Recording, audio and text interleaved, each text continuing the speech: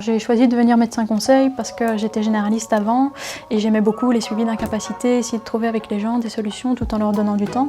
Et d'autre part, j'ai toujours entendu que l'équipe était dans une bonne ambiance et du coup, ça m'a paru naturel de postuler à cette mutualité. Je m'appelle Aline Cochard, j'ai 27 ans et je travaille comme médecin conseil à la province du Luxembourg. Bonjour.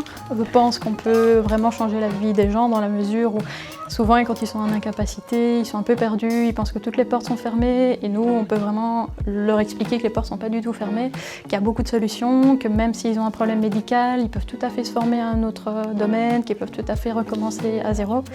Et donc à ce niveau-là, on peut vraiment les aider et leur ouvrir un petit peu le champ de vue. Je pense que la tâche la plus précieuse, c'est évidemment quand un patient se présente et qu'il a envie de s'en sortir, qu'il a envie de retrouver un sens à sa vie, à ses journées, c'est de pouvoir discuter avec lui la meilleure solution. Oui, allô? Oui, c'est Aline. Oui, dites-moi. Et quand on le voit repartir sur une formation ou même sur un travail adapté, peu importe, et pouvoir présenter tout ça à un patient qui va pouvoir repartir avec beaucoup d'idées en tête, continuer son parcours et finalement à un moment pouvoir effectivement repartir à zéro et reprendre une nouvelle vie, je crois que ça c'est une grande victoire. Bonjour.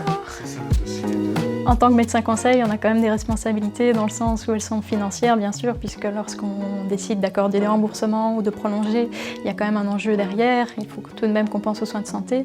D'autre part, il y a aussi un enjeu au niveau humain, puisqu'il y a des personnes derrière qui comptent sur nous et sur nos décisions.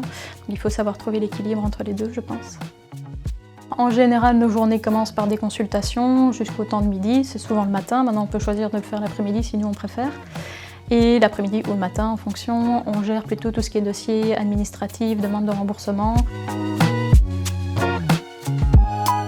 Comme avantage en tant que médecin conseil, je dirais déjà qu'on a pas mal de choix, donc on peut vraiment essayer de discuter avec les patients. C'est bien de pouvoir les voir parce qu'on n'est pas toujours que derrière des dossiers. Et on a toute une équipe avec nous, donc des assistantes sociales, des paramédicaux. On est entouré et finalement, on n'est jamais seul comme en médecine générale, où là on est obligé de se débrouiller, mais effectivement ici il y a beaucoup de monde et donc voilà, on n'est jamais perdu. On peut décider aussi de nos horaires, donc c'est vrai que si on décide de commencer 1 heure plus tard, on peut commencer 1 heure plus tard, terminer 1 heure plus tard, ou faire l'inverse, commencer plus tôt. Donc je pense qu'on a un métier qui nous permet beaucoup de choses et en même temps beaucoup de flexibilité. Et il ne faut pas hésiter à se renseigner, voilà, c'est un très chouette métier.